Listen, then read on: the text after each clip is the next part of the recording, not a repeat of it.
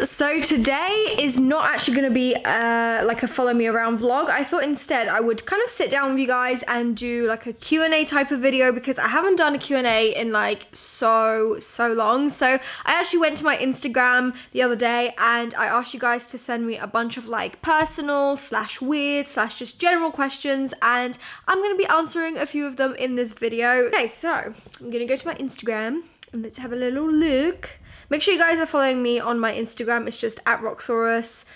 Same as everything else on Twitter, Instagram, Snapchat, Musically. It's a Roxxsaurus with one on the end. So yeah, make sure you guys follow me on there. Okay, so the first question is from Daisy Thorpe, and she asks, what is your middle name? So my middle name is Magdalena, which actually is the equivalent of Madeleine in English, because as a lot of you guys already know, I am Polish, so yeah, that's my middle name. The next question comes from Chloe Coco Pops 2015, and she asks, what made you dye your hair blonde? So ever since I can remember, like when I was growing up as a teen, I've always related to like celebrities that had blonde hair, and I don't know, I've just always wanted blonde hair, and obviously it was so unachievable for me because I had quite dark hair growing up. Like obviously my natural hair color is the same color as my eyebrows, which is quite a dark kind of brunette color.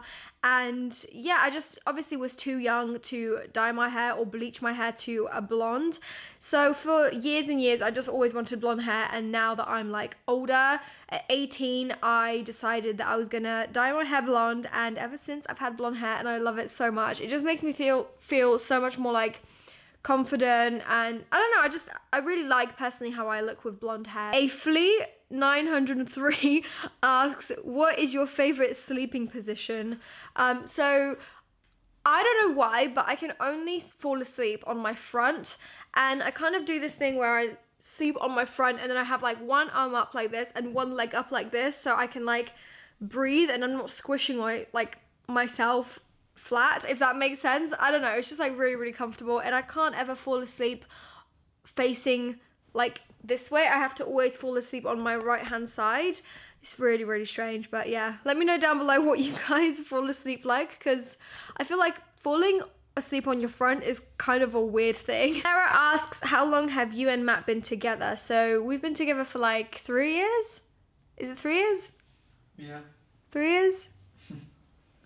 Or will it be 3 years? Or has it already been 3 years? I've like lost track now. It feels like we've been together for so long. It's been a while. So Jasmine, I can't pronounce her surname, I'm really sorry. But she asks, what did you want to study for college as a child?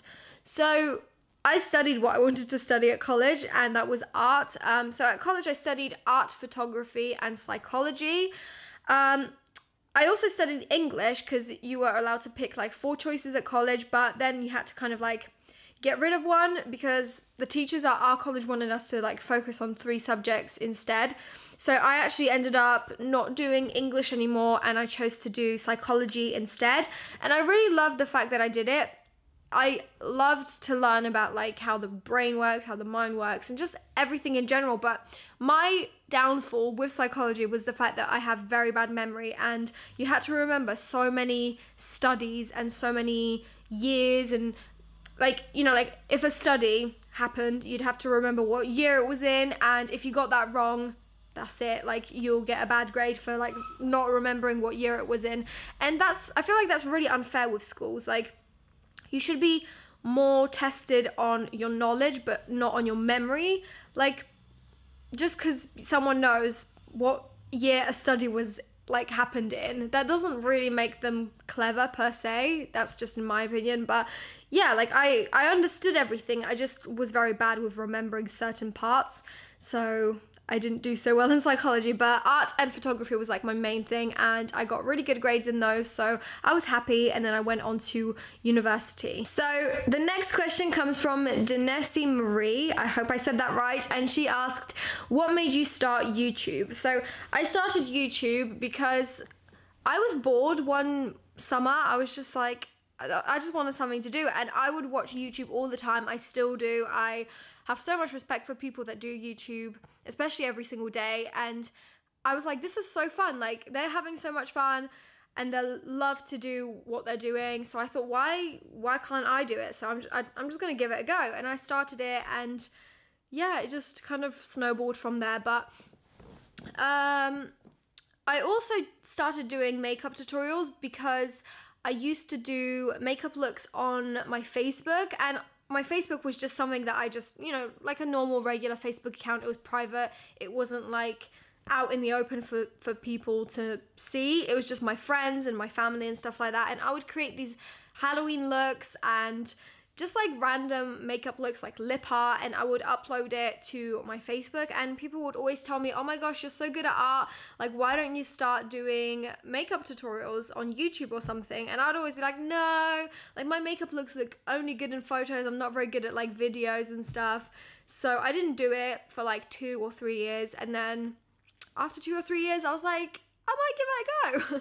And that's basically how I am here today. The next question is from Anastasia147, and she asks, have you ever been recognized by your subscribers in public? If so, has someone freaked out by seeing you? So I get like people come up to me sometimes depending where I am. I have a lot of people recognize me here in my hometown because obviously I grew up here and people know like what school I went to and stuff. So yeah, it's always in Sainsbury's for some reason, isn't it? Like we just go shopping with Matt and there's just like so many viewers there all the time. It's really cool there because I love meeting you guys. Has anyone ever freaked out? There was this one girl that started jumping. I remember. One time that I remember saying that, thinking that, yeah. Yeah. But where was it? I think it might have been in Sainsbury's, but there was one time that I was with my friend in Oxford, and these 2 girls literally followed me around and my friend for like 5 different stores across like the whole of Oxford, which was quite a long distance. And I obviously would have said hi to them if I knew that they were my viewers, but I wasn't sure because they never really came up to me and said, oh hi, like we watch your videos or anything. So I just thought they were 2 random girls following us around. And then by like the 5th or 6th store that we went to, they finally like plucked up the courage to come up to me and say hi. And it was really sweet because like when they came up, they opened their phone to take a picture with me, and I could see on Google they were searching for Roxxsaurus to see if it was really me. So that was really funny. But yeah, like if you guys ever see me in public, like just come up to me. Like I'm not gonna bite. Like I am nice. Like trust me, I'm always gonna like say hi and stop and take a picture of you. So yeah. Fatima says, when are you getting married? When am I getting married? I don't know. When are you getting married? Huh? When are you going to propose to me? Oh, really? I don't know. Michelle asks, do you ever feel embarrassed to vlog? Do you feel like people judge you because of it? Oh yeah, definitely. Like I'm still not used to like vlogging in public because like I obviously know I have to do it to make the vlogs good for you guys, but it's like, yeah, sometimes it's just like awkward. I like it when I'm with someone else, but if I was alone, like, yeah, I find that really awkward just walking across the street and like having people walk next to me and look at me vlog when I'm by myself. But like if I'm with Matt or like another YouTuber and I'm vlogging, then I feel like I'm in like a bubble of comfort. So that's when I feel like a little bit more confident to do it in public. But around like my house and just like in general in the car and stuff, I think it's totally fine. I'm totally used to it now. BBWMEGGGG. I don't even know how you would ever pronounce that. It's just a jumble of letters. She says, how was your school experience? So my school was kind of a small secondary school, and to begin with, I wasn't ever really like a popular kid or anything. Even like towards the end in year 11, like Matt claims that I was popular, but I really wasn't. Yeah, there was like the popular girls obviously, and then I was kind of like the middle group of people. But yeah, like I had a lot of groups of friends. Like I was never really tied down to one group. I was kind of like the floater. So I was really nice and friends with everyone. But I never had like a close group of friends, I wouldn't say. It was just all kind of like acquaintances. I had like 1 or 2 close friends. You guys have met my friend here in Bicester, Alex. She was like my closest friends throughout the whole of my school experience because you know, we're both Polish, so we got along pretty well, and we still are friends to this day. So yeah, she's definitely like my closest friend throughout school and even till now. But yeah, I was never like the popular kid at school or anything, so I wouldn't bother like worrying about that kind of stuff if you guys aren't either, because it's just school. Like after school, you're never really gonna see any of the people at school that you're like friends with now. Or if you are bullied by anyone, which I know like bullying is still such a big thing in schools, which is so sad to me. I got bullied in school too. It wasn't like really bad, which is, I was quite fortunate, but I did get bullied in like year 7 and 8. Say their name. Oh, can you imagine if I said their name? Yeah, like just don't worry about it. Like just be you, and if you're weird, be weird, because the best kind of people are weird. And yeah, just don't think too much about what other people say about you. Just, you know, be true to yourself and that kind of stuff. Molly Wilkins asks, would you ever bring out more merch or write a book? PS, love you and your channel. Love you too, and I am actually bringing out some merch very soon, so I'm really excited about that. And as for the book, I would love to write a book, and if I did, like, I'd really want to be hands-on with it, because I feel like a lot of people in the YouTube community, they have books, and like that's really great, but there's been like, I don't know, speculations that like some people on YouTube haven't written their books and stuff like that, and I feel like if I did a book, I'd really want to put my time and effort into it. Like, I'm not a writer, but I'd want to try and give it a shot, and I don't know what I'd write the book about. It would never be about my life, I don't think. It'd probably be like life hacks or something, or just like, we came up with an idea of like doing like a mini little life hack book. Yeah, like a novel, like a novelty kind of book with useful, you know. Yeah, like a survival guide for life. You could do like the illustration on every page. Exactly, yeah. So like if I did ever have a book, I'd want to like do little illustrations for it, because I come from a background of being an illustrator,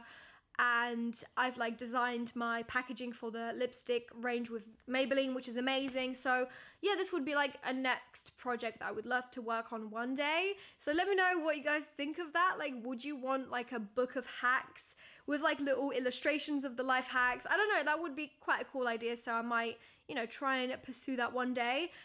If not, then I would love to do like a fictional kind of story, but like I say, if I wrote a book, it'd never be about me, because I just couldn't. And the last question I'm gonna answer is from Grace Jasper, and she asks, how do you deal with hate? So I am quite fortunate that I don't actually get that much hate. Like, I feel like if you get hate, you have to treat it as like, if the person doesn't know you personally, don't take it personal. Like, there are days where it kind of gets to me, and Matt can tell you, like, I literally like go crying to him about like, oh my god, this person said this about me. But at the end of the day, there's always going to be people that you can't please. There's always a smart ass. Yeah, there's always a smart ass trying to be smart in the comments. So, you know, like, you just gotta really grow a thick skin, especially if you're like broadcasting yourself on YouTube and, you know, just getting yourself out there. Like, that's always gonna come with a price of hate, because yeah, like I said, you can't please everyone. So I don't know, it used to definitely affect me a lot, but nowadays I'm just like, I just brush it off, because those people don't deserve my time. It's you guys that are supporters that do deserve my time. So yeah, I just kind of delete the comments straight away. I'm not gonna deal with haters. So that was all for my Q&A for today. I'm really sorry that there isn't like a daily vlog today, but there will be one tomorrow, so keep an eye out for that. It's just because, like I said in my previous video, I have been filming with a brand, and you guys are gonna find out everything very soon, but I can't tell you yet. So yeah, I'm really excited. So thank you so much for watching today's video, and I'll see you guys tomorrow in a brand new vlog. Bye guys! Mwah.